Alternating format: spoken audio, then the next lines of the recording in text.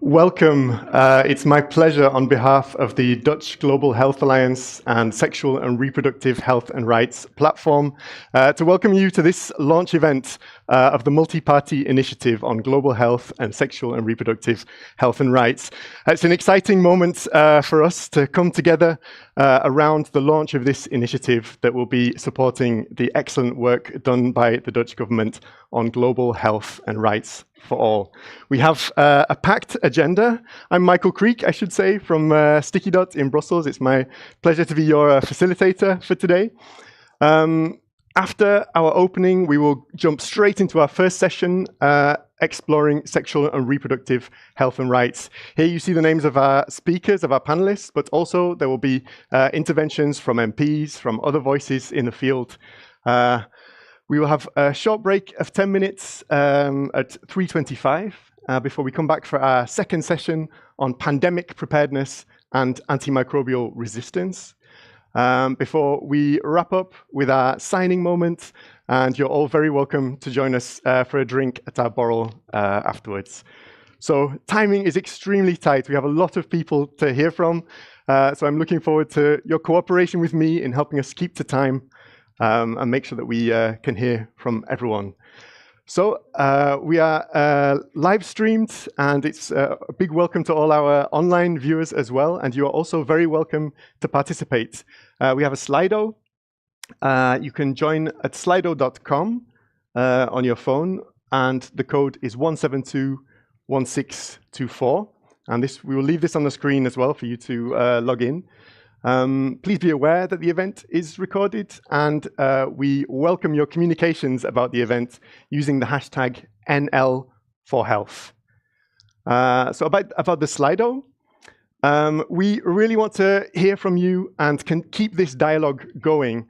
So you will see that on the Slido, we've already launched a poll, and you're welcome to submit your questions, but also you have the opportunity to vote on each other's questions. So the highest voted questions will rise to the top. But also, we want to make the most of the expertise in the room and joining online. So please also reply to each other's questions. You have the option to add your name and organization in your reply. So please don't hesitate to continue the dialogue on the Slido platform as we discuss. And we'll be bringing your questions into the panels. So keep an eye out for voting on the questions and how to reply. And I see that some of you have already joined us on the Slido. We opened a poll asking, what is your biggest hope for global health and sexual and reproductive health and rights? So far, equity is the big one, justice for all, safe abortion, continuous investment, real impact, bold vision and bold action. Please keep your responses coming, and we will be checking in on the word cloud later in the session. Don't hesitate to submit your questions as well for the Q&A. I will leave that online. But a quick warm-up in person as well. You will see on your seats, you have a red card and a green card. Now is the time to grab them. A little less technological this time as a warm-up. I want to test to see if this data visualization system is working. Can you hold up coffee or tea, red card or green card? Red for coffee, green for tea. I think coffee just has it, but it's pretty close. Plenty of tea drinkers in this morning. Okay, more controversial one. Dogs or cats? Oh, the cat fans are always the fastest. Yeah, that's great to see. Again, it's I think dogs just about have it. Okay, I also want to know who is in the room with us. Do you work in advocacy? Enthusiastic advocates in the room. The great majority are advocates. Do you work in government? Yeah, some of you working in government as well. Great to see. Welcome. Are you a researcher? Is this one of the hats you wear? Yeah, plenty of you also working actively in research. And are you looking forward to hearing from our speakers today? Thank you for not raising the red card on that one. A sea of green. It's great to see. It's my pleasure to invite for our opening words the co-chairs of the Dutch Global Health Alliance and SRGR platform, Eefke de Neer and Rosanna Lescroix. It's a round of applause, please. Your mics are live.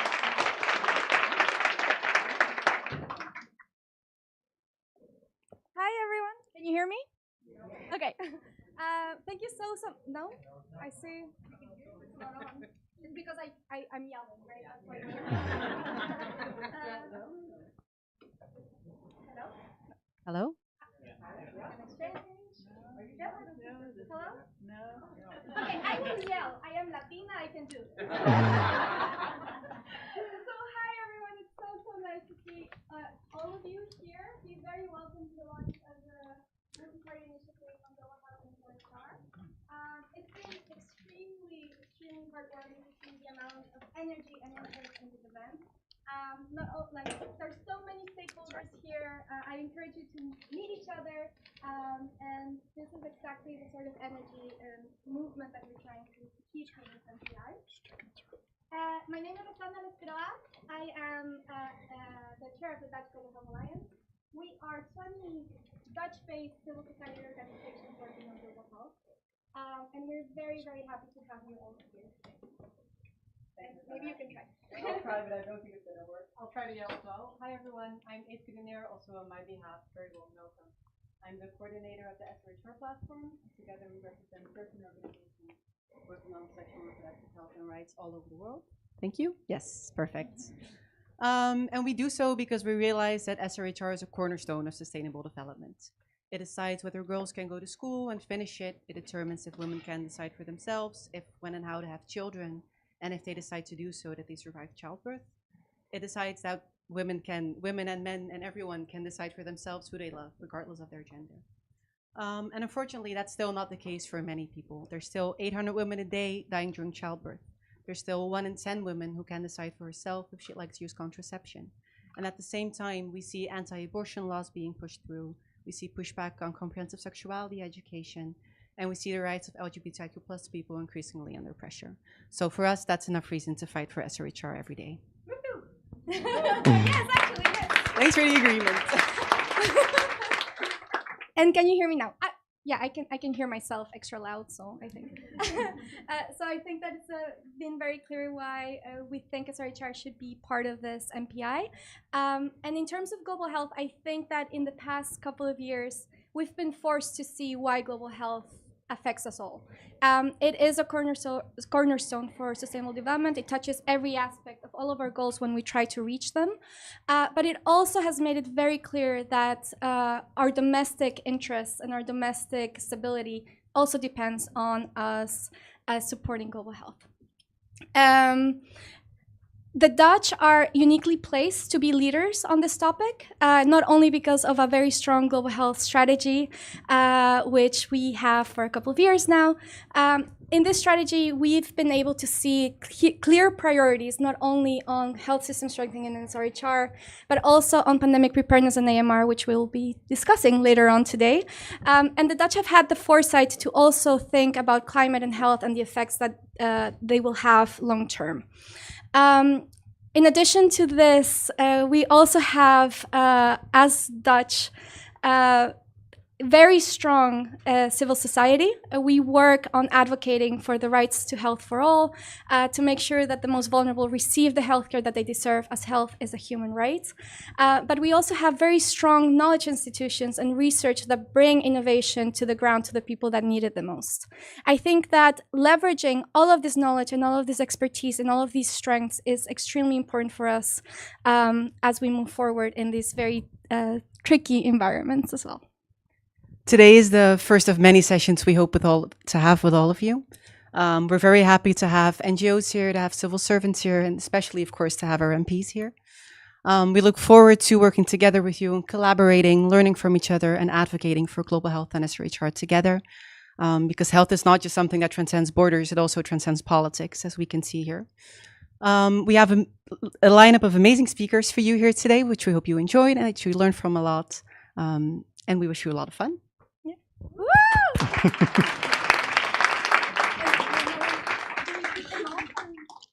Just like that's perfect. Thank you so much, Eefke and Rosanna. So we've heard from our co-chairs of the Alliance and of the platform. It's now time to hear from the co-chairs of the initiative itself. And it's my pleasure to welcome to the stage Rulin Kaminga. A round of applause, please. Thank you very much. Yeah, thank you very much. And it's a pleasure to be here today. And I think such a big room full of people. I think we didn't expect that when we first were approached to co-chair this initiative. And I think we're very proud to do that. But Sarah will introduce herself in a moment. I'm Roelien Kamminga. I'm a MP for a Dutch Liberal Party for Freedom and Democracy. I think my party has always been a big advocate for global health and women's rights. I think some of my predecessors, Klaas Dijkhoff, but also Jan Klink, were also a big advocate on this item. And I'm proud to carry that torch with me to bring this farther. Because I think it was said already by, I think Eefke said it correctly, that it's more important now than ever, I think. I mean, I am a lucky person that I was born in this country and in a time that it didn't matter if you were a female or a male. And at some point in my career, I even thought, okay, when I was asked, do you want to go and have a speech for women empowered in powerful positions? I always thought, okay, well, I'm not there because I'm a woman. So why should I do that? But it became more and more evident to me, and especially in this, I think in this, when you become an MP, then you get in contact with a lot of people and then you see it does matter. Because maybe I was lucky enough to be born in a country where health care is at a good level. Always can go better. I'm looking at Daniela. There's always more to do, but still, I think we're quite fortunate here in the Netherlands with how we have arranged that. No, but I think, to be serious again, I think I was the lucky one, and I think it's also that if we are in this position, then we have to share our knowledge. We have to try to support women who were not born here or have bigger challenges than we have. And I think if we can do that, I'm willing to do that. And I think we had a good debate, I think yesterday. So this meeting is timed very perfectly, because yesterday we had a debate with the Minister of Foreign Trade, but also of the Minister of Health. And I think this was the biggest theme we discussed. The themes we have here: women's rights, global health, and we have good hope that we have send a signal to this government that these are important topics, and we have to keep putting that on the agenda. And I think I'm going to do that, and I think my colleagues here are going to do that also with your help. So keep pushing us along, and if we don't pick up the speed, then you are going to be there to push us. We've seen that yesterday, and I think we are going to see that in the future. So thank you. Thank you very much, Roelien, for setting the scene very nicely. And I'll hand over to the other co-chair, Sarah Dobber. A round of applause, please. Thank you. And very nice to see you all in this full room. This is really inspiring to see that so many people came to talk and to share experiences about this very important topic that we discussed today. I spoke, I think 2 weeks ago, I spoke to a representative from South Africa. And she explained to me that the experiences that she sees now happening in different countries in Southern Africa are also very recognizable to what we see now happening in the Netherlands. I'm sure some of you that frequent Netherlands more often or live here have heard about all the commotion about lentekriebels. We call it spring tingles, I suppose. But it's not only happening here, it's also happening in a very coordinated way all over the world. They're pushing back on women's rights. They're pushing back on sexual freedom and on SRGR. And I think that's very worrisome. It really opened my eyes that it is so recognizable all over the world. So this is why it's so inspiring to see so many people here today, because I think it's very important that we share these experiences with each other, and we also develop strategies to cope with them. And I think it's also very important to share stories of hope. And this is why I want to share with you a very small, very, very short, because they told us we only had 3 minutes to talk. So. But when you give a politician a microphone, they never stop talking. But I talked to Nice Langete, and she escaped from genital mutilation when she was, I think, 8 years old. And she escaped twice. And before this meeting started, I also we shared with each other how brave it is when you are such a small child to escape from your parents, your culture, your community, and then come back to change that community. And it was so inspiring for me that we should share these stories, but also safeguard her work, because she's now still working to fight these genital mutilation. That the only answer that you can have is fight these kind of practices. And she's still doing that every day. And I think it's very important that we support those people that struggle every day for SRHR and global health. So this is why I think we have a lot of work to do today. And I'm very proud and honored to co-chair the multi-party initiative. And I'm really looking forward to hearing and learning from you all today. Thank you. Thank you so much, Sarah. And great to see the dynamism and energy that you're bringing to the initiative. It's fantastic to see it in safe hands with the co-chairs. Of course. Sorry for that. I want to add that we're not only saying this in this room. We also said it in a Dutch big newspaper that we have together had a statement. So it's not that we are going to say it only in this room. We're also going to say it outside. Thank you so much. Yeah, the message is already getting out. We also wanted to set the scene with messages from other important voices on why the Netherlands has such an important role to play in leadership on global health and SRHR. We have a short video to hear from those people.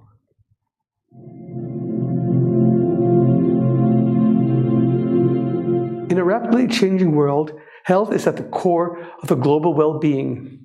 The strong partners in global health, such as the Netherlands, has long been a leader in advancing global health and sexual and reproductive health and rights, making significant improvements for communities worldwide. Parliamentary support is essential in these efforts.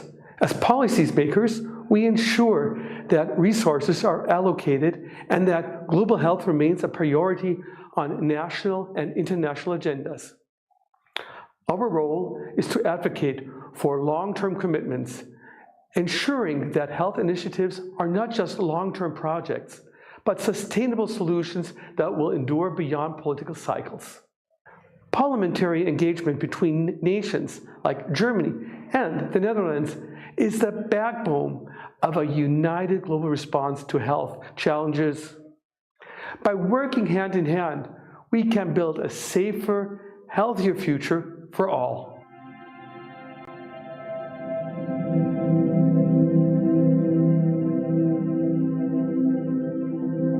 For the past 7 years, we have received funds from Dutch non-governmental organizations that have funded our work on ensuring that we work closely with the government of Kenya to put in place progressive policies that support sexual and reproductive health information and services. And these services include access to safe and legal abortion, providing emergency sexuality education, and ensuring that the LGBTIQ community have access to information and services. My call to the Dutch government is continue investing in SRHR as we continue to face the challenges of increased maternal mortality and morbidities due to unsafe abortion. We are not able to reach out to all the women and girls that need these services, and your funding is very critical in ensuring that we create awareness. Our providers are well capacitated to access to provide the services, and we are able to work with the government to put policies that ensure that women and girls in the universities can access the services.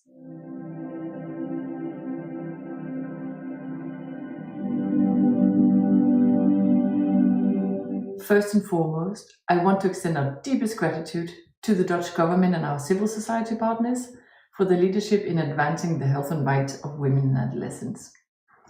Our collective efforts support countries and their health systems to ensure SRHR remains prioritized and elevated through the integration of essential health services to meet the needs of the population, and also to advance crucial and legal policy shifts for women and adolescents. The Dutch government's continued leadership is crucial to build on the gains we've achieved together on SRHR. We look forward to continuing this vital partnership with all of you to ensure that this agenda remains a priority.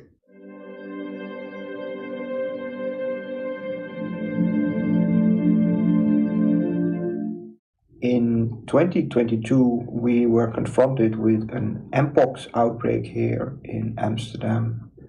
And this was partly due to negligence of previous outbreaks of Mpox in sub-Saharan countries back in the past. And I think we can do better in the sense that we should collaborate together and fight these infections that threaten us all on a global scale with a global answer. To stand together and fight global threats like Mpox currently.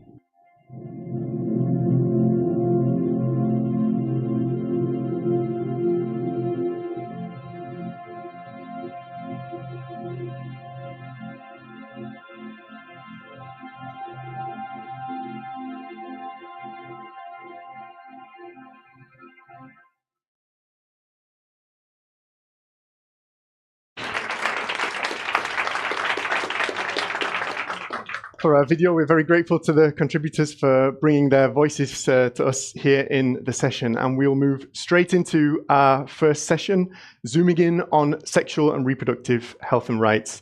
It's my pleasure to invite to the stage our first three panelists. Elizabeth Sully from the Guttmacher Institute.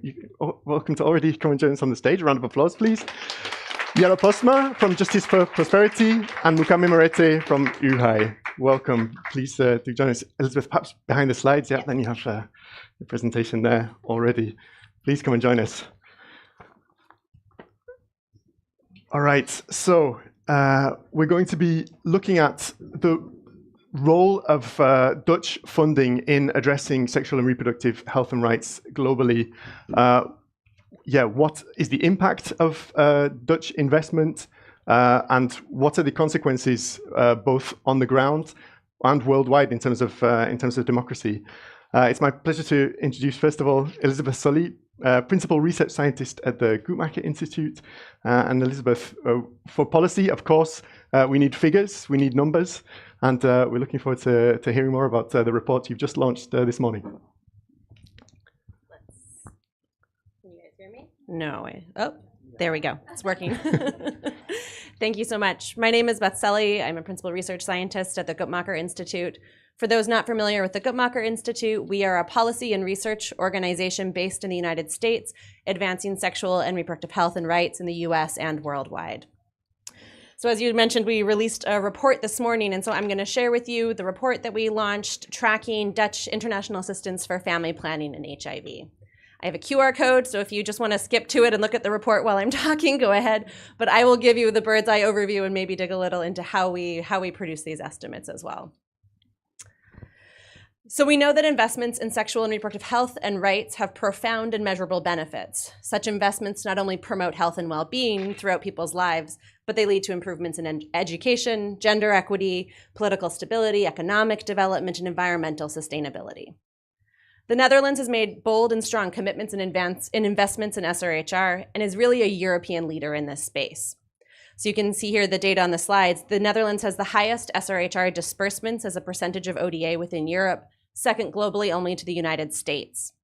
It's estimated that the Dutch government total expenditure on SRHR and HIV/AIDS amounted to 579 million euros in 2022. So today I'm going to share new evidence on Dutch investments specifically in family planning and in HIV for 2024. And tracking these investments and estimating impacts of what these investments actually achieve is really critical to documenting progress and achievements that are made through Dutch international assistance, but also what is at risk if cuts are made to that funding. So while the Netherlands contributes to comprehensive SRHR, I'm going to zone in specifically on family planning and HIV, and that's because there are two well-developed models for estimating impacts for these specific components of SRHR. So we're just talking about one piece of what the impact is of larger funding in SRHR overall. So first off, how much money is estimated to have been invested in these two components of SRHR care for 2024? For family planning, we estimated an expenditure of 98.5 million euros in family planning for 2024, and that's based on an assumption of the percent of ODA that goes to family planning and that it's remained stable from the last available estimate that was for 2022. For HIV/AIDS, the Dutch government made a commitment to the Global Fund for 180 million euros in 2022 to go over 3 years. And so assuming that's distributed annually, we were estimating in the report then that 60 million euros went to the Global Fund for 2024. So that's what money went out the door. Let's talk about what impact that funding had. And I'm going to briefly just walk you through how we estimated the impacts of those investments. So at the Guttmacher Institute, we have a long history of measuring the impact of family planning, foreign assistance in low and middle income countries. For a decade now, we've annually been tracking US foreign assistance for family planning, and our data on the impacts of that funding are used by both the US government as well as civil society organizations. More recently, we've worked to track the impacts of increased funding for family planning, as in the case of Canada, as well as the impacts of when cuts are made to family planning, as was the case in the United Kingdom a few years ago. So how do we do this? We have a large program of work that we've been doing for 2 decades at the Guttmacher Institute called Adding It Up, which is some of the leading estimates on the need for, the impact, and the cost for sexual and reproductive health services in low and middle income countries. I noticed not everyone put up the researcher yes card, so I am not going to go into you don't need to worry, I'm not going to get into the nitty-gritty of how all these estimates are made. I just want you to walk away with 2 key points, and if you are a researcher and want to know more, there's a QR code that will take you to the Family Planning Investment Impact Calculator, and there's a methodology report, and you can follow up with me too. For everyone else, I just want to sort of make the point that first, we're basing this on the costs of providing contraceptive care in 2024, and that's not just the cost of delivering services, it's the larger programs and systems costs, thinking about what it means to support family planning care within a national health system. So it's the health infrastructure, the training of the workforce, it's commodity supply chains, demand generation, community outreach. And so we're thinking about both not just direct costs of care, but the total cost for family planning programs. The second piece I just want to mention is the other thing we derive from this data are estimates of impacts that we see for every user of modern contraception. And we look specifically at unintended pregnancies, unsafe abortions, unplanned births, and maternal deaths. So those are the impacts that I'm going to be focusing on. To measure the impact of Dutch funding to the Global Fund, we draw from the Global Fund's 7th replenishment investment case, and they conducted a series of scenario-based models to estimate the impact of Global Fund funding. And the HIV component of that model was run by Avenir Health. Given the focus on SRHR, we're just going to talk about some of the HIV-related impacts, but the model first takes any funding to the Global Fund and distributes it across the 3 disease areas and assumes that 5% of that funding went to overhead. So the rest is then distributed. Like the Guttmacher family planning estimates, these reflect investments in national programs and health systems. And again, a QR code for the researchers who want to do a deeper dive. There's an annex in their report that gets into the methodology of exactly how those scenario models were run. I won't make all of you to listen through that today. So let me get to what we found in our report that was released today. In 2024, the Netherlands family planning funding of 96.5 million euros is estimated to have provided 8.5 million women and couples with modern contraceptive methods in low and middle income countries. Dutch family planning investment in 2024 is then estimated to have resulted in 2.6 million unintended pregnancies averted, and consequently 938,000 unsafe abortions and 794,000 unplanned births averted. Ultimately, this investment will avert 2,798 maternal deaths in low and middle income countries in 2024 alone. The graph shows the benefit of what's achieved through current Dutch investments in leadership and family planning, but also what is at risk when cuts are made. Even seemingly small decreases in family planning assistance would lead to increases in unintended pregnancies, unsafe abortions, and additional maternal deaths. So here we show that even for every 10 million euro decrease in funding, that would result in 882,000 people not receiving contraceptive services that might have otherwise, and an increase in unintended pregnancies of 273,000, and it would fail to prevent 290 maternal deaths. The graph looks the same, but now I'm going to talk about HIV. So for the Dutch investment in the Global Fund, the 60 million euros in 2024 is estimated to have saved 68,000 lives across the 3 disease areas. These funds were estimated to have provided antiretroviral therapy to 93,000 people living with HIV, to give 9,000 mothers medicines to prevent transmitting HIV to their babies, to provide 2.6 million people with HIV counseling and testing, and to reach 154,000 members of key populations with HIV prevention programs. As with family planning, cuts to this funding would have devastating impacts. So for every 10 million euro decrease in development assistance the Netherlands provides to the Global Fund, we would see 12,000 more deaths, 17,000 fewer people receiving life-saving antiretroviral treatment, and 2,000 mothers not receiving medicines necessary to prevent transmitting HIV to their babies. So the Netherlands' investment in SRHR has had a significant and measurable impact. They have saved lives, improved health, and ensured that women and girls can decide if and when they want to have children. And the Dutch government has proven itself through these investments to be a true champion of SRHR globally. But any cuts to ODA risk tarnishing this reputation if SRH funding is at stake. Worse is the risk that this means to people receiving sexual and reproductive health care, and especially those with the least ability to secure it. I want to just end by note what we're not capturing. I noted at the start we're just focusing on two components of SRHR care, family planning and HIV, and so in a lot of ways this is underestimating what the overall impact of SRHR investments is. And we're also just focusing on short-term health impacts, and we know that SRHR is transformative and does more than just save lives and prevent pregnancies and help people control their family planning. It does so much more than that. And it's also about the longer-term social and economic impacts, as well as savings to the health system. That when you help people prevent pregnancies they don't want, then you don't end up needing to spend money on treating people coming in for conditions related to those pregnancies. And so family planning is not just, I think, a transformative investment, but it's also a cost savings one. I'm really looking forward to hearing from my panelists, who I think can also connect this to the broader impacts and investments of SRHR that are multi-sectoral, that account for some of these political and social and economic dynamics. But I think the argument here is that even when we just look at the health term impacts in the short term, even that shows just how transformative this funding can be. So I'll conclude again putting that the QR code up for those who haven't pulled up the report. Encourage you to take a look, and including my email if you have any questions.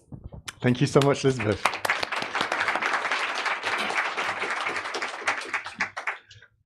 Thank you for painting this very clear and stark picture of not only the impact of Dutch funding, but also the risk of a decrease, what that can really mean on the ground. And Mukami Marete, I wanted to come to you. You're Executive Director of UHAI, the East Africa Initiative on Sexual and Reproductive Health and Rights. I wanted to get a sense, I mean, these numbers, it's big numbers, but also we have to think about the vulnerable and marginalized communities that are most affected among these numbers. What can you tell us about the situation for them at the moment in the Global South?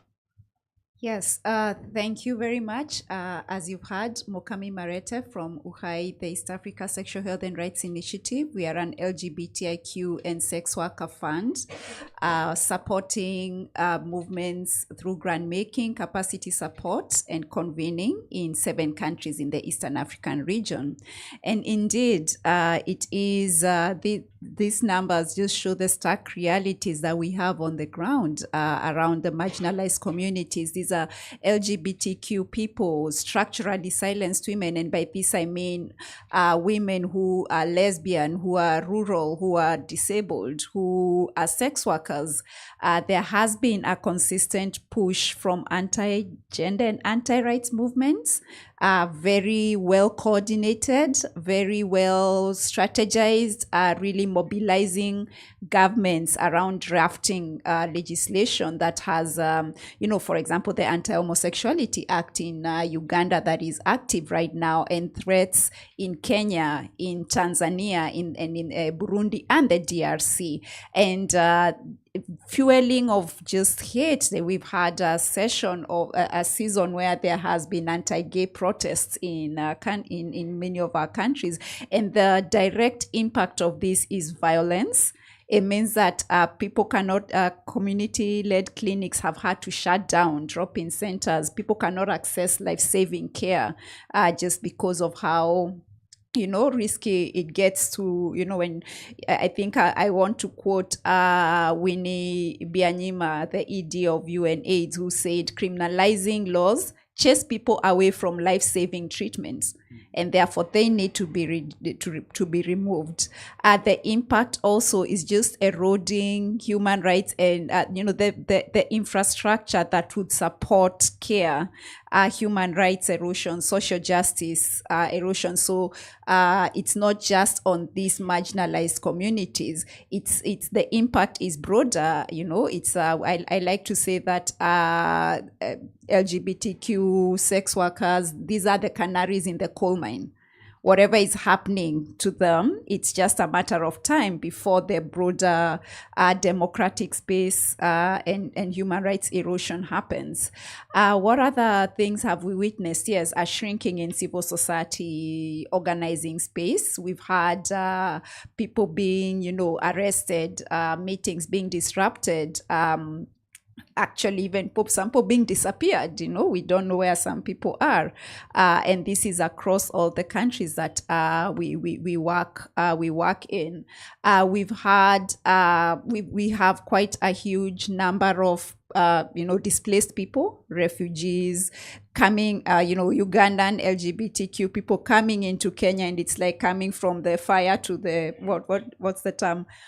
Out of the frying pan. Yeah. Fire, yes. Frying pan to the fire, and there really is no services. And let me just say that people do not want to be refugees. People do not want to seek asylum. We want to be in our own homes. We want to stay here, but the environment has forced people out of their communities.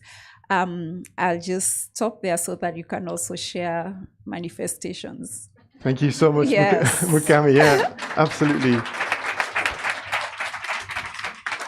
A big thank you for sharing more on the details of this worrying picture of the state of things. And you touched upon the actors behind these movements, weaponizing sexual and reproductive health and rights and LGBTQI plus issues. Jelle Posma from Justice for Prosperity. I know this is something your work touches upon. Who are these actors, and what can we say about what's happening there? Well, since the cameras are rolling, I won't name the names, but I can assure you there are many, mostly not local, mainly internationally, very active, very well funded and coordinated groups of anti-rights actors, as we call them.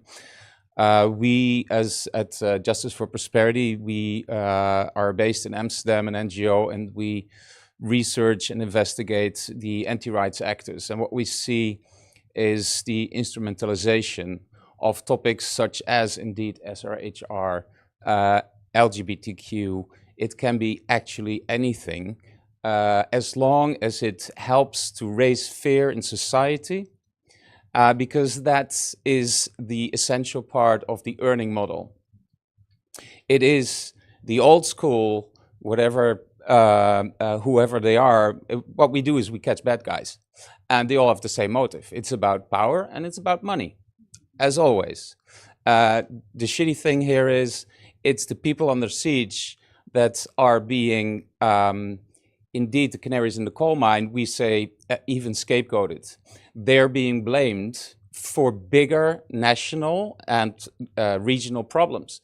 Even demographic decline at this point is being connected to SRHR, is being connected to non-traditional, not natural family. Natural family, of course, being a white male, a white female, and children. So it is very much being instrumentalized. And we just saw Nelly Munyashia from Kenya, and she was actually one of the first to be confronted with international organizations. At this point, I can say it's this organization was Citizen Go. At first, it was just a mob in the street, and we didn't know what hit her. She didn't know what hit her. It was just a lot of online hate. It was on the street hate, even personal physical attacks.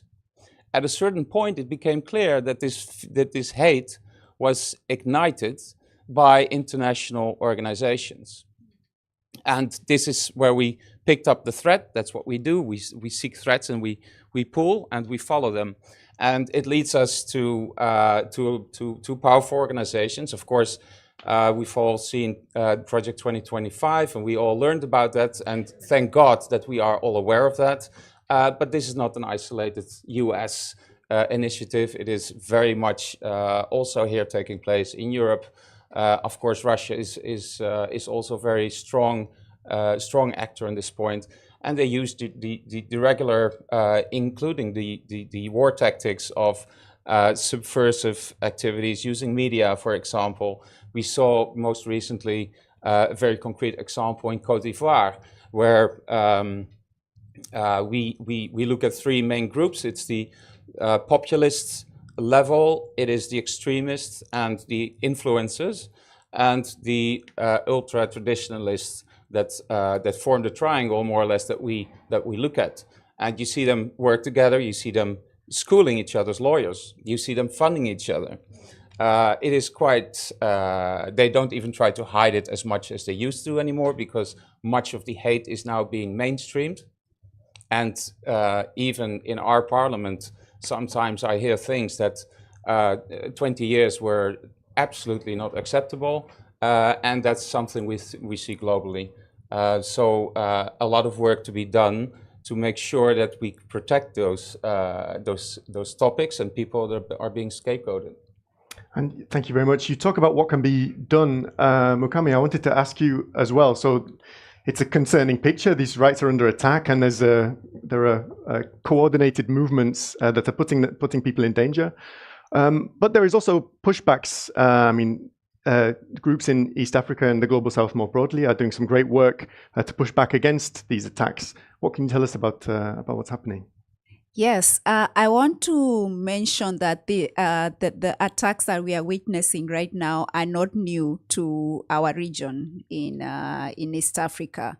It's the difference is that it's well coordinated, and so over the years, the movements, the LGBTQ and sex worker movements, have been organizing, through, and there has been achievements that have happened. For example, in most of our countries, we have several governments that name key populations as part of their national policies. Having KP guidelines developed that include LGBTQ people and sex workers.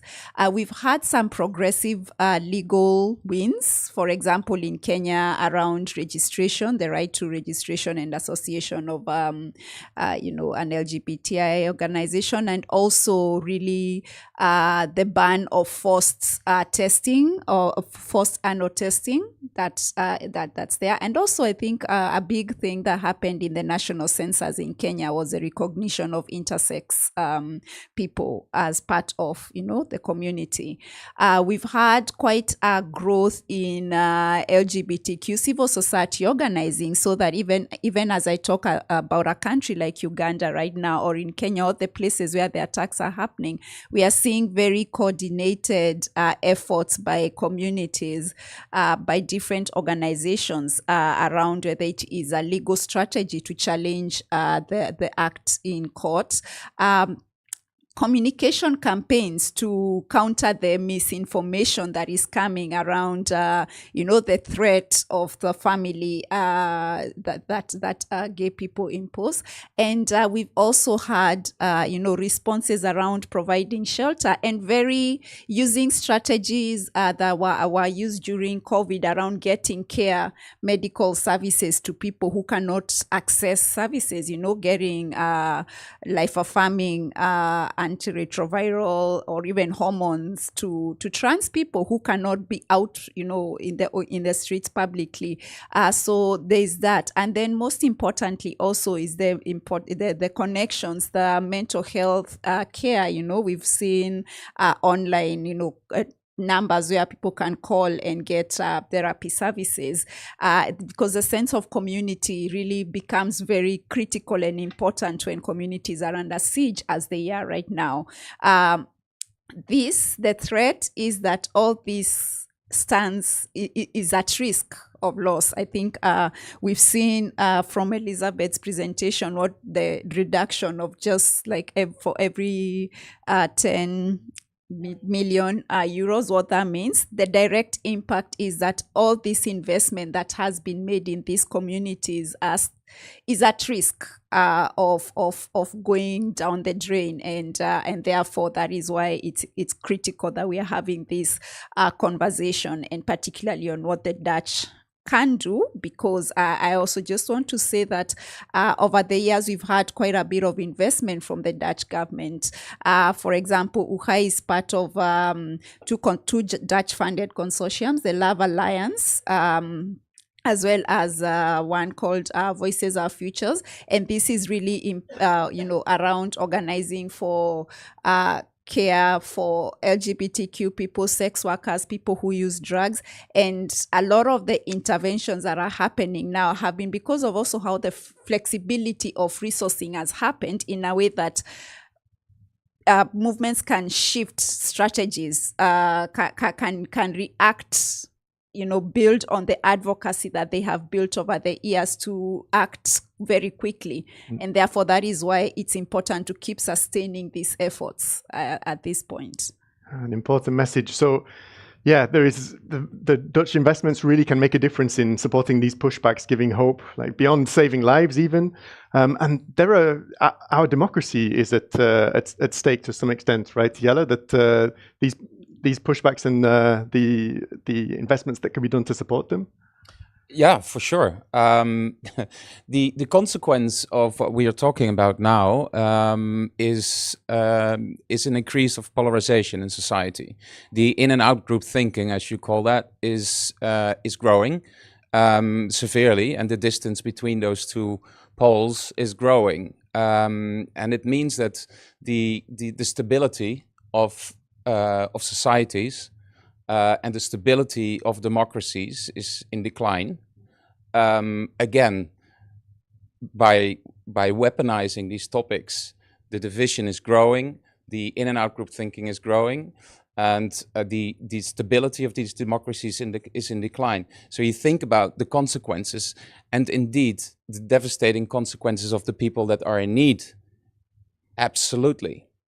And don't forget that the stability of the democracies in these countries is in direct interest of the Netherlands, of any country. We need to make sure that these democracies stay stable, because instability is not only a disinvestment, but it also creates different risks.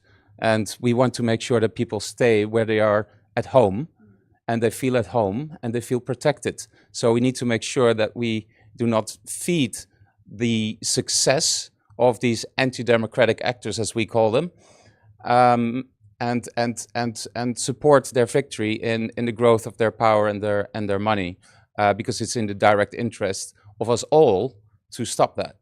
So we need to become more aware of this. We need to lose our naivety. We are very naive to think that this is, if the majority votes more like this, then it's what democracy looks like, right? No, it isn't. We're being played like a fool, and we need to wake up. So that's our message. That's why we investigate these people and these organizations and networks and the incredible funding that they have.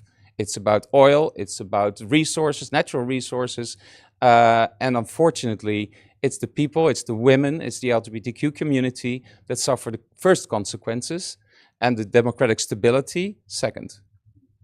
Thank you very much. Yeah, a really strong message from all three of you on the importance of Dutch funding in tackling this global issue. Don't hesitate to keep the questions coming in on the Slido. We just have time for one. I wanted to put to you, Elizabeth. Somebody that I think was impressed by the work that you've done on the report, that is asking, how can we make this type of calculation done on impacts in family planning for the broader impacts on global health? Well, I thought it was going to be the broader impacts of SRHR, not even global. Even bigger. I mean, part of it is investments in SRHR need to be in sort of data and research and building evidence, because I also think that's something in our toolkit in pushing back against anti-rights actors too, is having evidence to support and showing sort of what people want, what the impacts of these services are. And in a lot of ways, I think we're missing data. Like we would at the Guttmacher Institute, we have this one family planning investment impact calculator.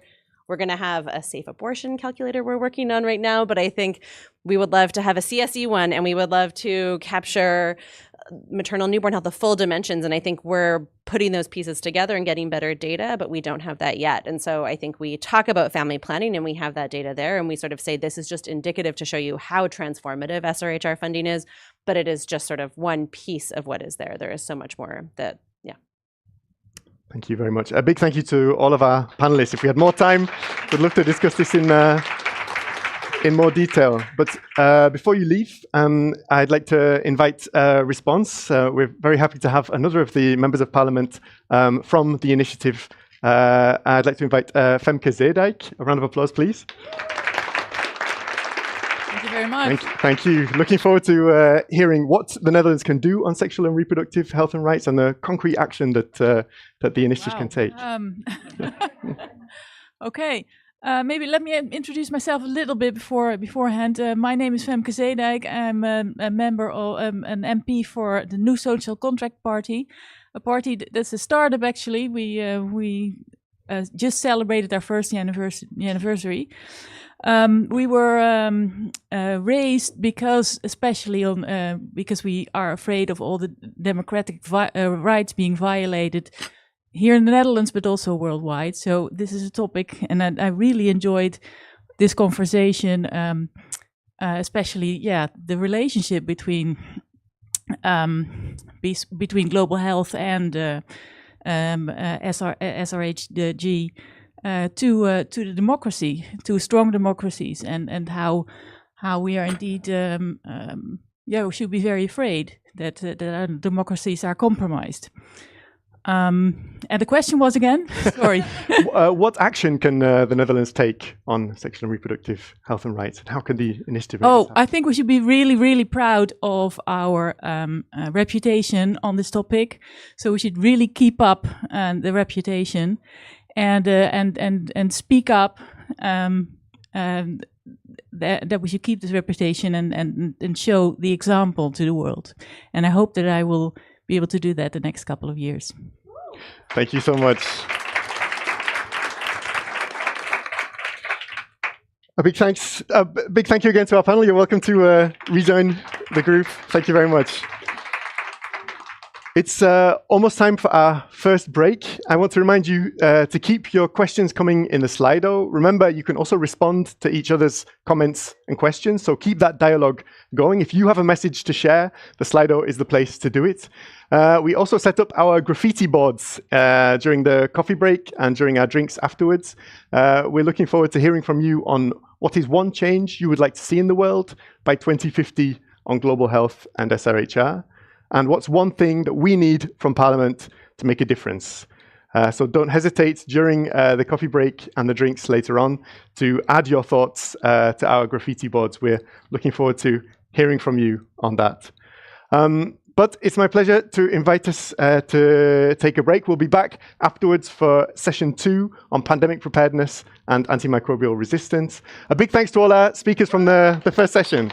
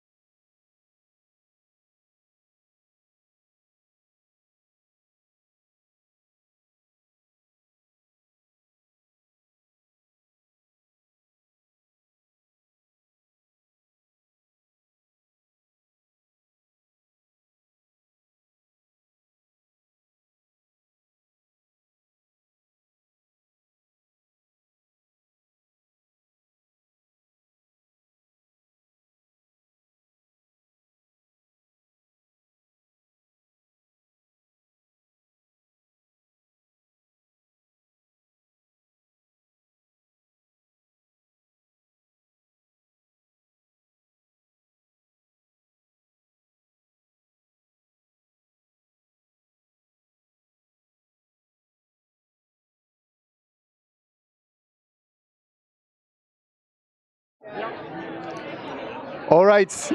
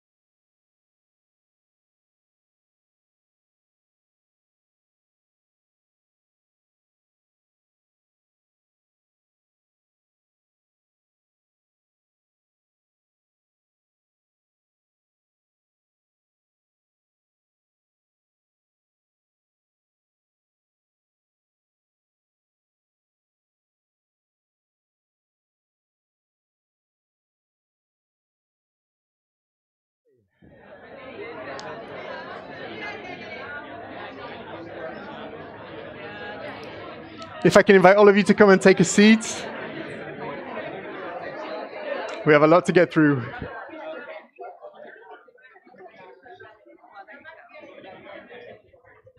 So, before we start our second session, I wanted to have a quick look at our word cloud to see how we're getting on. Remember, you can still, it's not too late to log in on Slido to add your biggest hope for global health and sexual and reproductive health and rights. Systemic change is up there. People want to see peaceful democracy for all. Freedom, justice. There's plenty of revolutionary love. You can see that there's some bold messages there too. Please keep them coming. And also, don't hesitate to keep your questions coming. Thank you to those of you who are already submitting questions. I'll do my best to bring them into the panel sessions. But keep voting on the questions, and don't forget that you can reply to the questions within Slido as well.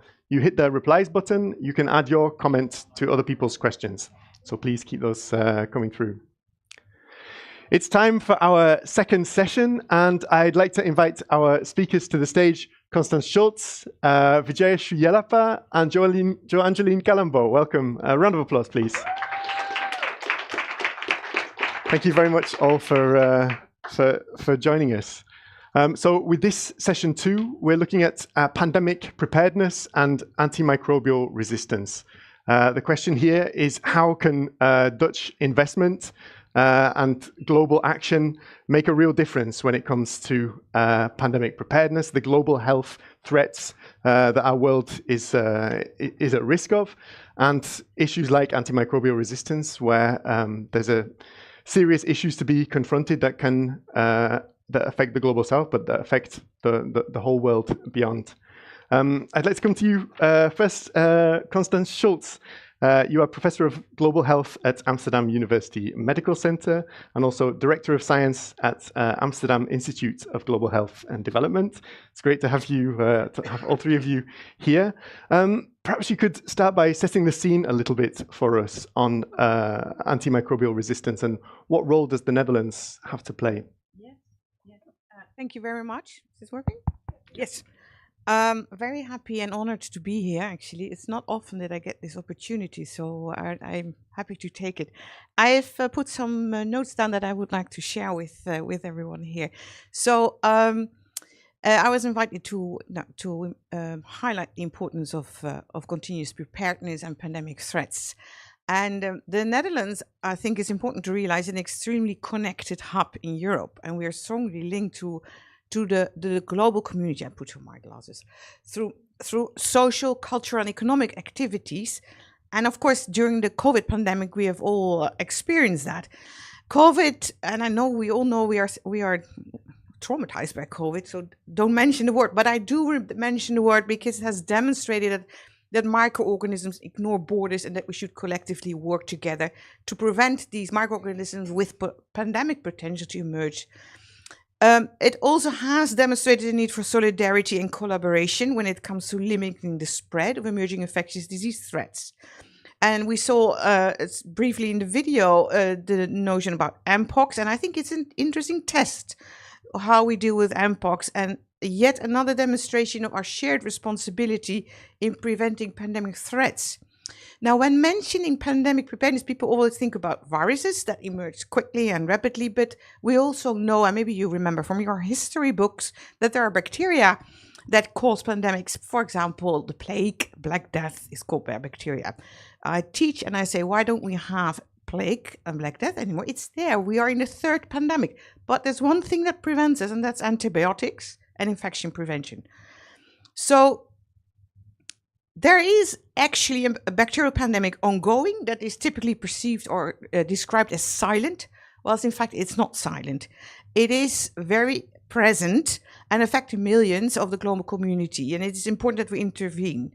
When we talk about antibiotic resistance, we mean resistance against bacteria, and I want to focus a little bit on that because antibiotic resistance, meaning the resistance of bacteria against the antibiotics so they don't die anymore, is a threat to modern medicine. That the medicine that we see now in the Netherlands and elsewhere and built in the last century is not impossible, including cancer treatment, major surgery, without support of antibiotics. And people often forget that. That is a situation, if we have this resistance, that is confronting us with complicating infections that we can't treat, including in the Netherlands. Now, if we look globally, we are infections that are caused by bacteria that are resistant to antibiotics or not killed anymore are a major cause of illness and death because these bacterial infections are very common.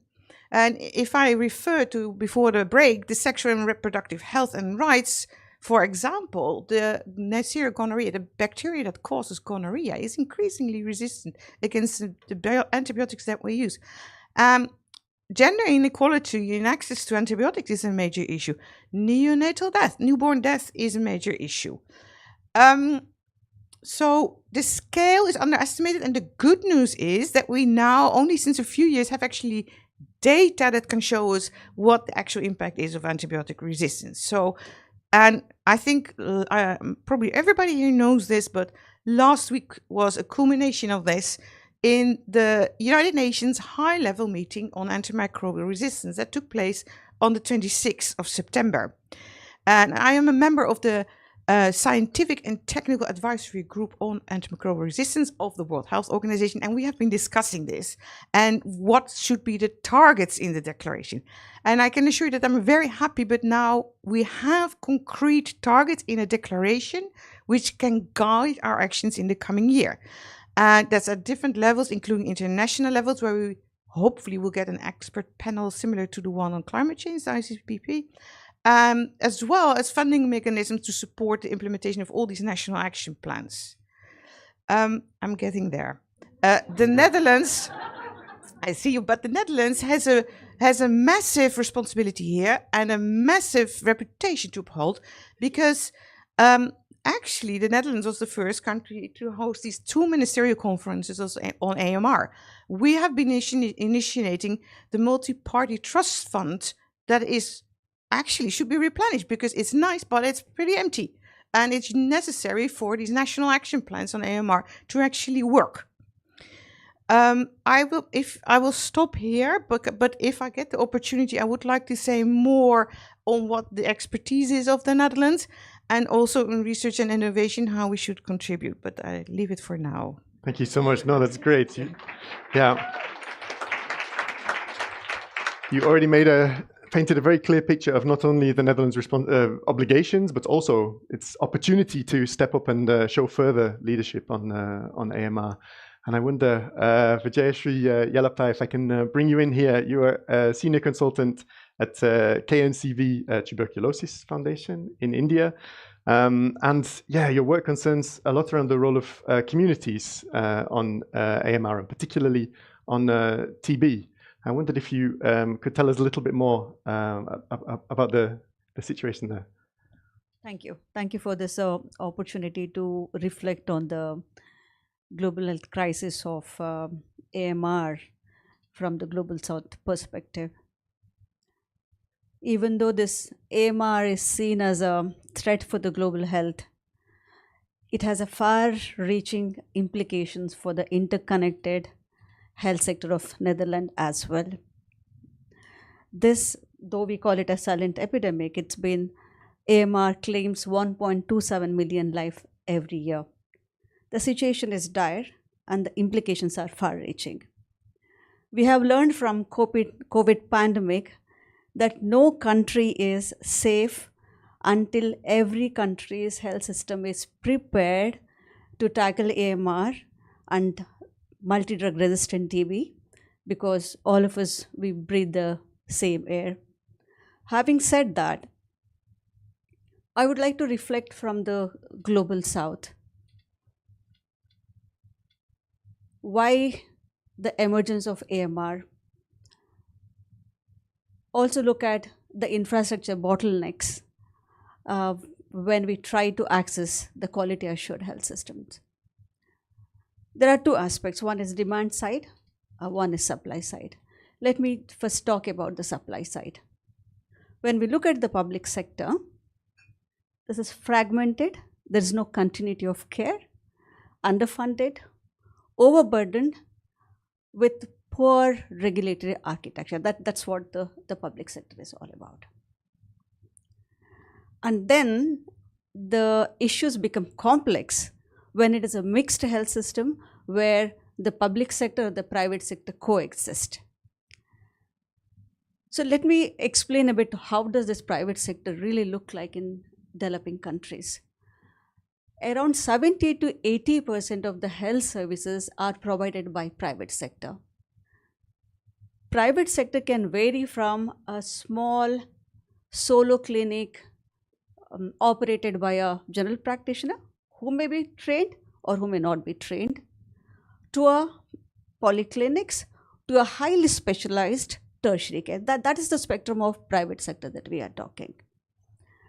Since it is predominantly unregulated, unfortunately, many private providers, they practice empirical treatment. That is, there is lack of diagnosis, then there's a trial and error method of treatment, and they mostly they do not follow the standardized treatment regimens. This set the storm for spread of AMR. Global Fund and World Bank have been making efforts with the national governments to engage the private sector. I'm a firm believer that unless the private sector is on board, we will not be able to make any public health impact. Though several nations from the mixed health systems are making efforts to engage the private sector through public-private partnership, we have a long way to go. Then let's look at the demand side. Where do people go and seek care in the Global South? The first preference is always for private sector because they perceive it as good quality of care. Second, it is easy to access. It could be their nearby retail private pharmacist where the drugs are available freely on the counter. And most of the private sector, they are not free of cost and patients end up paying huge amount of money. One episode of illness, they are into the debt trap. So that is the ecosystem that I'm talking about. Now, when the community is aware of these complexities, they come out with their own responses. Many of the local solutions have shown to be proven. And I take examples from HIV. I take examples from TB program, where we have impeccable community engagement models. However, these kind of models to work, they need technical and some financial resources, not only to innovate, but to also scale up the community-led innovations. Now, my third point is why Netherlands should be concerned about Global South issues and why Netherlands should continue investing in the issues of global health security. Netherlands has a proud history of being a global health leader. That has been said by earlier speakers as well. And AMR provides a clear opportunity for the Netherlands to continue the legacy of global health advocacy. I also, during this advocacy week, we met many stakeholders. And one thing which was very evident for me coming from South is that Netherlands is uniquely placed for being a conveyor of this multi-sectoral collaboration. I saw how the academia, how the private sector, the donors and the civil societies can come together and put the agenda on the table. I'm a testimony of being educated from, I got the doctorate from Maastricht University. I come from a small village of South India. If this kind of knowledge transfer would not be happen, I wouldn't be there speaking to an august audience like you. This legacy should continue. That's my plea. Now, I also forced to look at the best examples, what they are in Netherlands. I think of KNCV, which has been working to eliminate TB, not only in Netherlands, but also from TB high burden countries. They've been supporting the national programs in planning, training the health personnel, and prepare the health systems for any upcoming pandemics. This doesn't happen automatically. This requires a platform, formal platform for this knowledge exchange. Again, I firmly believe that with having so many institutions, so many universities, Netherlands is perfectly suited for this agenda of translating or operationalizing the vision of South-to-South exchange. So in conclusion, I think AMR is not a problem of Global South. It is indeed, it threatens the very fabric of economies, societies, and the global security. And that's where Netherlands should take a lead in setting an example. Thank you very much. Yeah. A strong message there and a call for our initiative to step up to into this leadership role. Thank you very much. And Joanjali Calambo, I wanted to come to you. You are a senior specialist in public health on monitoring and evaluation at the Global Fund. For the other two, I had one question each. For you, I have three questions. So it's good. But they'll be a little shorter. I wanted to ask you, first of all, and Vijayashree has alluded to it, why invest in health systems in the first place in the Global South? What's the need there? Thank you. Thank you, Michael. Is it working? I think so, yeah. Yes. Thank you, Michael. So before I answer your question, I have to say the Netherlands has a very special place to my heart. My mother got a scholarship to get her master's degree in 1982 in development and social and political economy. So thank you for that. But most importantly, thank you. Most importantly, to answer your question and for this afternoon, really, I would like to start first by saying huge thanks to the Netherlands for always being the champions of development that makes sense, and for being a long-lasting and valuable partner to multilaterals, not only the Global Fund, but Gavi and GFF. So thank you. So Global Fund, as you know, our mandate is TB, malaria, HIV/AIDS, and also within all that health system. So the reason it's important to continue investing in the diseases and health system is because we've seen actually stronger TB programs did very well in responding to COVID-19. And out of all the disease program, it was the disease program that experienced less disruption. So that's one reason.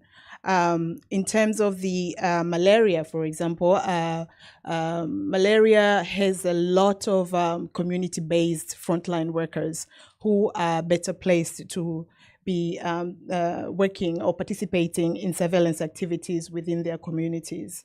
And for some of you that have seen our recent results report, it shows that our investments in HIV have averted 1.7 billion HIV-related hospitalization days and more than 1 billion outpatient visits, which that alone frees us space for the health system to deal with other diseases.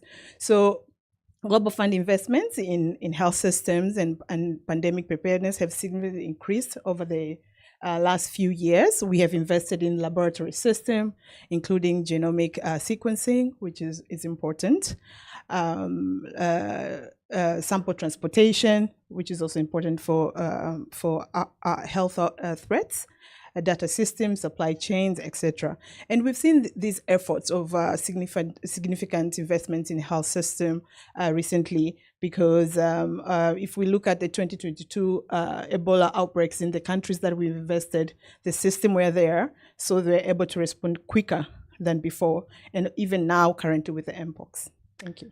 And what can we say about the role of multilaterals in collaboration? How can they contribute towards inclusiveness? So even though multilaterals like the Global Fund and Gavi and GFF, we all have our own mandate, but we do build on each other. We leverage on each other's expertise. Some stakeholders frame technical approaches. Organizations like us, we have proven ability to really facilitate a scaled up implementation. And of course, we do this in collaboration with countries because we feel that country ownership is important for sustainability purposes. And the way we coordinate not only at global level, but we also coordinate in country with emphasis on integration of health service delivery. This is very important. And it's important for the efficient of it, but also effectiveness of the programs. And we've talked a lot about the Netherlands' role, but how do you see it in terms of what role would you like to see the Netherlands playing on the? So we saw Elizabeth's presentation, and Netherlands was in top 2, not top 3, top 2. So we really cannot emphasize enough how the Netherlands' support and commitment to global health is very, very crucial at the time that we're dealing with many global health challenges. Netherlands' solid expertise in global health and in fighting infectious diseases, but also your civil society, your academia, private sector, social enterprises, and many other contribute to global health space very effectively. And without all of them, most importantly, the support of the Dutch government, really the Global Fund partnership results would not be what we are so proud of now. So with that, we really want to thank you, and we do want to thank again to be invited to participate in this launch of multi-party initiatives, because it's very important for us, for the Netherlands, to continue with this remarkable legacy. Thank you for being a part of it. And thank you to all of you. There are plenty of questions on the Slido. I wanted to bring in at least one. And as I say, don't hesitate to keep the conversation going, also on the previous topic of SRHR. But there are a couple of questions that we won't have time necessarily to come to on what are the barriers to knowledge sharing. But I wanted to bring in a question for you, Constance, on the expertise and opportunity that Netherlands should contribute to. Would you have a moment to elaborate on this? Yes, thank you. Is it now working? Yep. Oh. Thank you. So we have a tendency in the Netherlands to do like this, tap ourselves on the shoulder when it comes to AMR.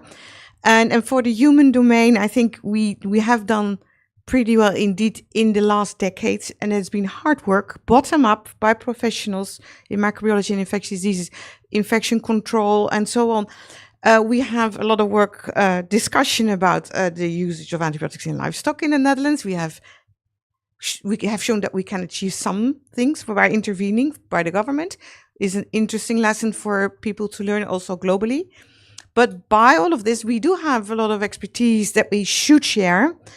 As you mentioned, the international collaboration should build up way more than what we're doing now, because at the moment we are not using the expertise that we have sufficiently globally. We should definitely do more. So, and the Netherlands, by the way, is benefiting also from academia working internationally, like the EDCTP, JPI, AMR. These are funding streams that are being used very effectively, and that should be kept also in the context of AMR. Thank you. Great. Thank you very much. A big thank you to all our panelists for this session. Again, there's so much more that we could go into, but it's time for me to invite a response from another of the MPs from our initiative. We're very happy to welcome Danielle Hirsch. Welcome.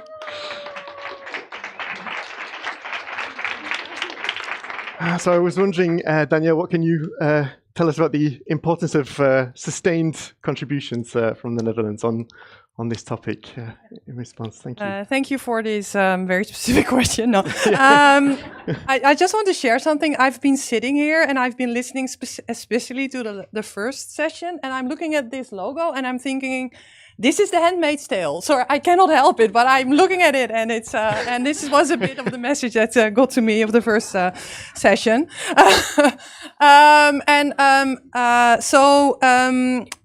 don't want to be a party pooper. Yeah, so I'm going to be a bit more critical than most of you have been to what the Netherlands is doing at the moment. And I think we have to be a bit realistic about the moment we're in.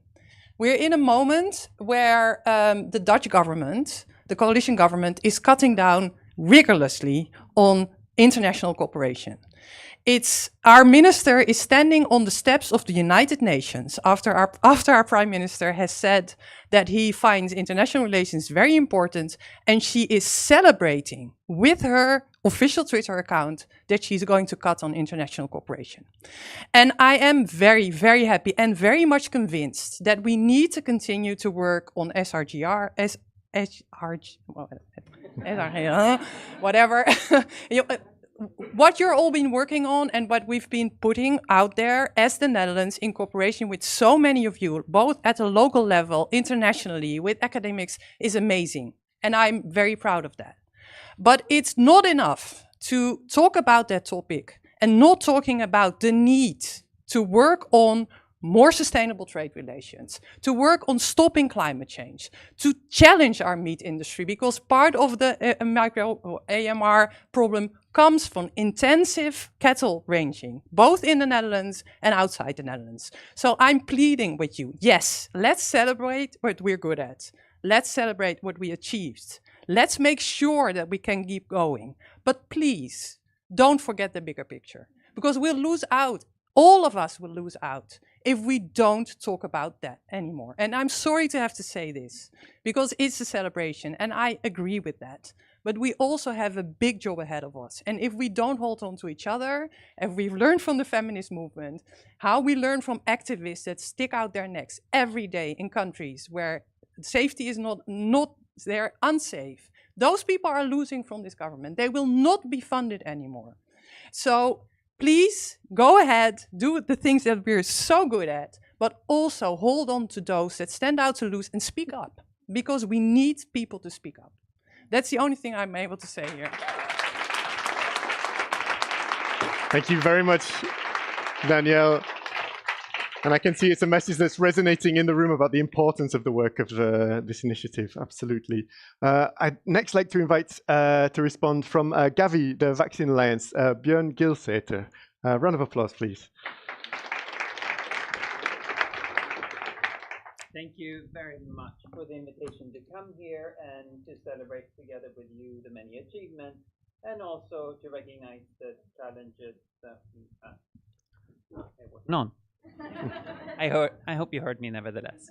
And also to recognize the challenges that we do face. Nevertheless, I want to start with a sense of hope.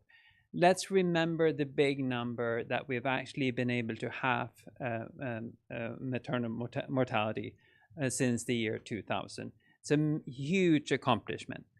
And it's just, if we read the news and the headlines in the news, it sounds like the world is going downhill. But if you take the longer view, things are really improving, and I want us to remember that. We at Gavi, the Vaccine Alliance, it's an alliance between the World Bank, WHO, and UNICEF. We've have contributed to this. We've vaccinated 1 billion children over the past 20 years, which translates to saving about 17 million lives.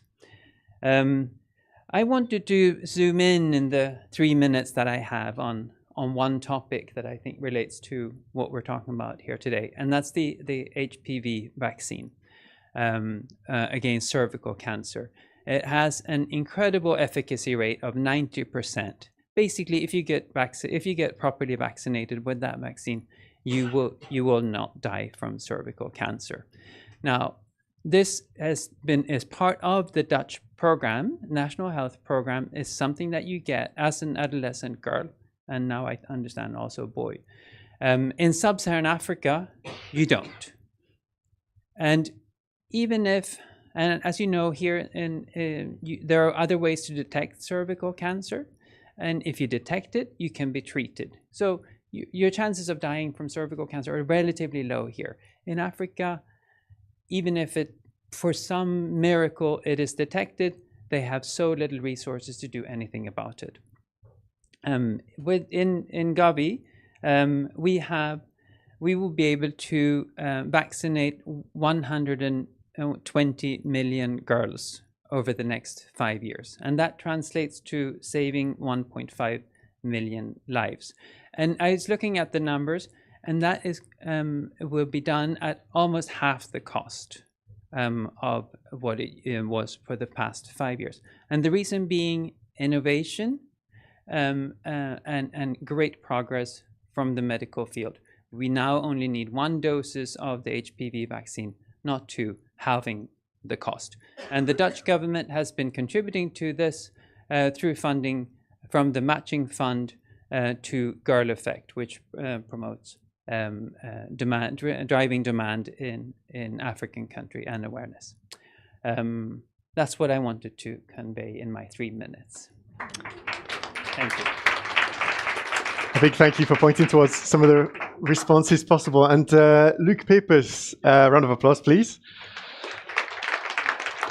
You are the one youth ambassador. I'm looking forward to hearing your perspectives on this topic. Yes, thank you very much. My name is Luc Pepers. I'm a youth ambassador for One, the One campaign.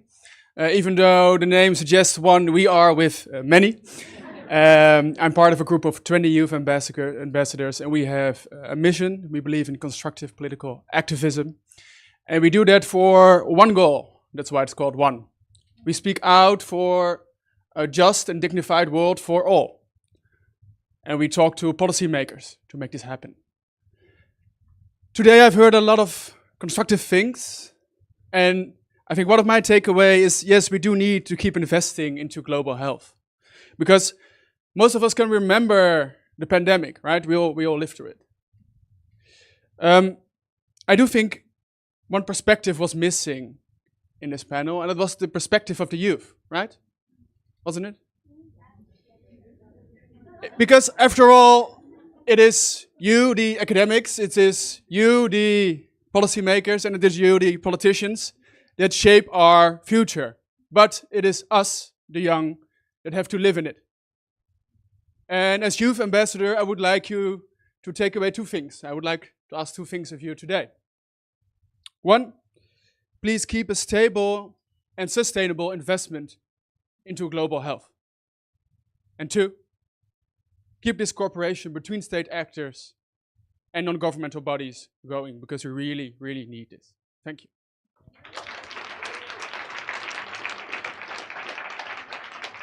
A big thanks for these very loud and clear messages. great to hear. Wrapping up this session, it's my pleasure to invite our next speaker for some reflections from her advocacy work on global health and sexual and reproductive health and rights. A round of applause, please, for Vania Kibui. Thank you so much, Luke. You're going to be a very tough act to follow. Very great stage command. Dear guests, dear members of parliament, esteemed guests, it's a privilege to stand before you here today. I would like to express my extreme gratitude for the opportunity to address you and offer closing remarks following the great conversations we've had today. I had three key things mentioned over and over today. What is at stake? What is at stake? Do we appreciate the problem? And what do we need to do next? My name is Vania Kibui. I work with Amref Health Africa, the largest health NGO based in Nairobi, founded in Kenya, which is where I also work from. I'm a lawyer by training, a public policy practitioner, and I have worked as a passionate advocate in this sector, public health sector, for a little over 14 years now. My focus has been on public health, youth, women's rights, and gender across Africa. The main vein of my work has been to leverage global human rights standards on women's rights and SRHR and safe abortion, comprehensive sexual education in the development of regional policies and regional policies and their translation in national and subnational laws, policies, planning, and financing frameworks. My motivation to join the public policy field was this big belief that the custodians of our legal and policy and human rights frameworks do have the power or have the capacity to improve the lives and well-being of the people they serve, both near and far. And for me, in my experience, Dutch funding has been very core to capacitating or enabling me to be able to do that. As Amref Health Africa, both for our communities and our partners, we operate in the delicate balance between health and prosperity in Africa. I would therefore like to note with admiration that this MPI initiative is a commendable effort for deepened engagement with civil society along the margins of you all developing your vision for collaboration across political parties on issues of SRHR and global health, which are of global importance and is an important platform for dialogue and for bridging bridges across sectors. For me, it's an opportune coincidence because we're having this conversation a little over a week after the Summit of the Future, and all we were talking about was the future, while taking account of the failures of the present. So one of the main conversations we were having was, we need to create institutions that are fit for purpose. We need to be able to have evidence-based assessments of where we are in order to be able to map where we're going. Therefore, the commitments our government do make can mean life or death for many people across the world, and that's been repeated over and over this afternoon. Investing in the lives and well-being of young people, women, and children, and those who are vulnerable is a sure bet with undeniable returns. Our leaders, both near and far, need to demonstrate their commitment by delivering tangible actions and transformative results for the post-2030 agenda. In this vein, we must respond with urgency to current and emerging threats, endangering current generations, compromising the future of young people and the future of and future generations. Healthy communities really do mean healthy economies. It's therefore important to center community engagement as part of the investments in health as a core part of the current global system and health system. A good example we have of this is from the PTY program, which is a Dutch-funded program, where we invest in meaningful youth engagement, where we work with young people to engage in policy processes so that they can have their health priorities included in national health frameworks. And a lot of these health priorities are SRHR priorities. These have included mental health, gender-based violence, access to youth-friendly services, SRHR, at health facilities close to them. One testimonials from one of the youth advocates we've worked with actually said that power to youth has built him to become the young leader he was today. Before, he felt like he didn't have avenues to be able to express his frustrations, and he would, engage in what he called as combative non-formal ways. But since joining the Party Youth program, it has become very easy for him to engage on such issues through lobbying. He now discusses issues freely that are pertinent and is able to address them freely with duty bearers. As I conclude, duty bearers through dialogue. As I conclude, I would like to leave you with one appeal. So I'm standing before you as a young African woman who has been in this fight from the moment that I had awareness that I could contribute meaningfully.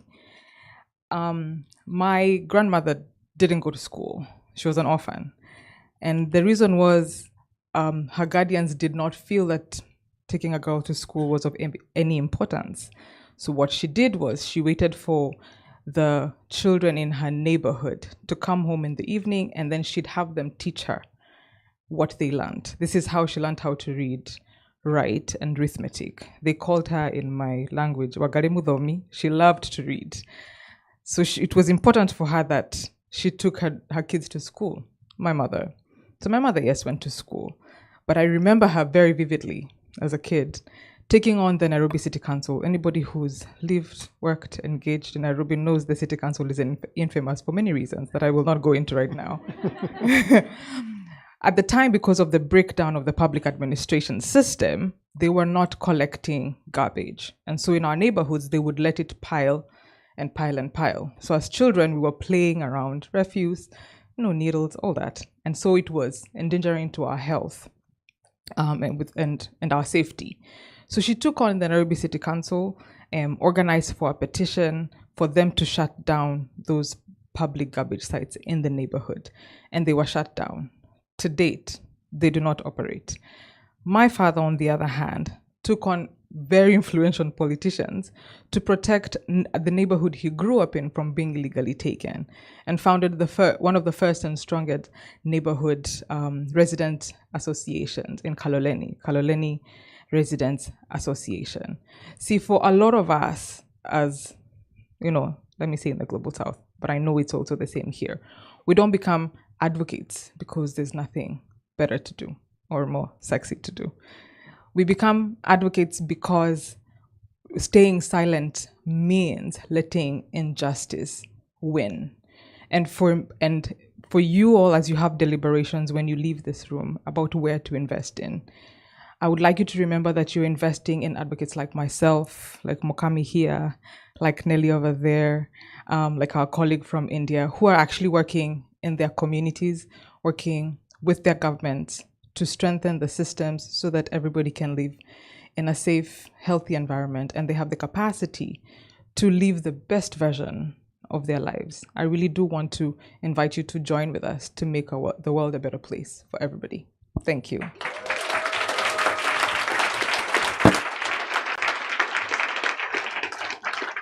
Thank you so much, Fania, for this powerful message and reflection on the importance of advocacy.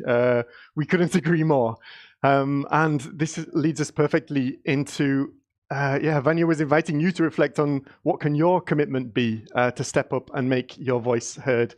You will see on your seats, we've placed postcards where we'd love to hear, reflecting on everything that we've talked about today, what is the commitment that you could make as an advocate, as a policymaker, as a researcher, as someone concerned about global health and sexual and reproductive health and rights.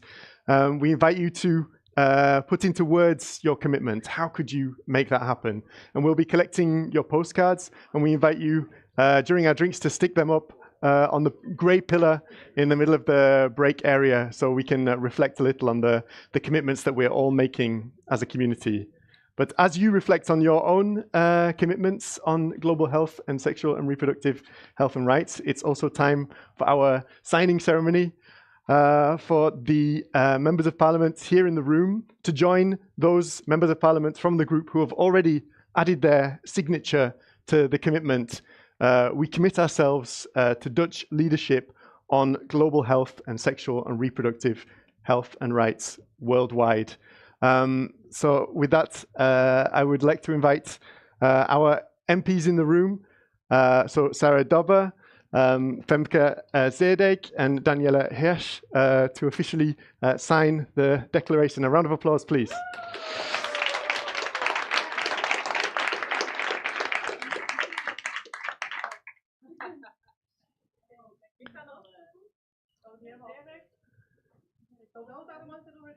That's it. So, Dirk Boswijk, Rika Paulusma, Marika Kukuk, and Ines Kostic have already signed the commitment.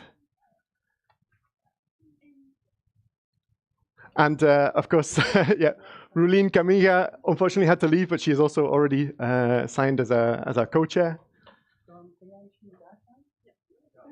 A little photo moment.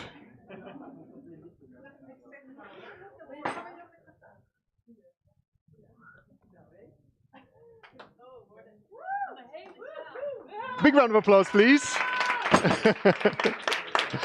Yeah.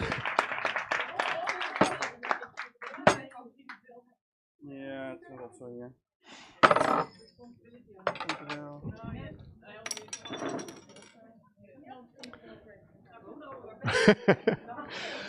And please feel free to fill in your postcards as we take our photo. Yeah.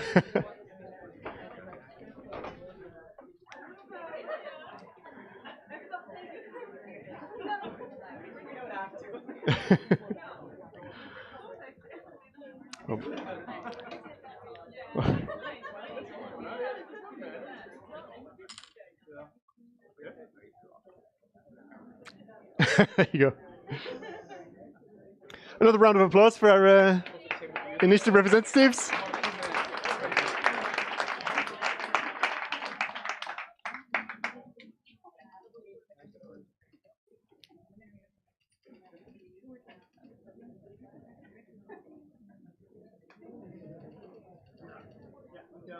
Fantastic. Thank you so much. It's almost time for us to launch the drinks. Just a reminder, don't hesitate to leave your thoughts on our graffiti boards on the one change you'd like to see and what you need from Parliament to make a difference.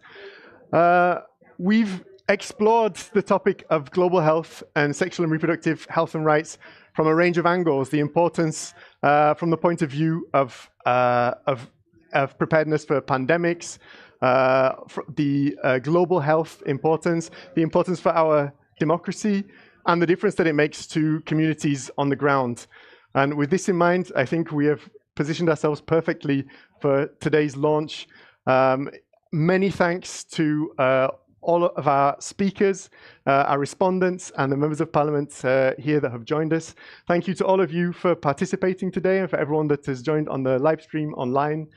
We welcome you to a drink to mark the occasion for the launch of this multi-party initiative. A big round of applause for all your great work. Thank you so much.